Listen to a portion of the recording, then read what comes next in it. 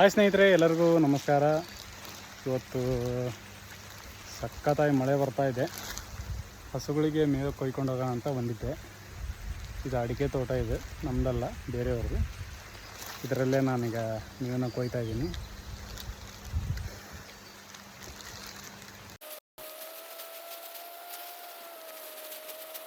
ಎರಡು ಹಸುಗೆ ಇಷ್ಟೆಲ್ಲ ಕಟ್ ಮಾಡಿದ್ದೀಗ. ಇದೊಂದು ಅಲ್ಲೊಂದು ಮತ್ತು ಇದಿಷ್ಟು. ಈಗ ಹಗ್ಗ ತಗೊಂಡು ಇಲ್ಲಿ ಪೆಂಡಿ ಕಟ್ಟಿಬಿಡೋಣ.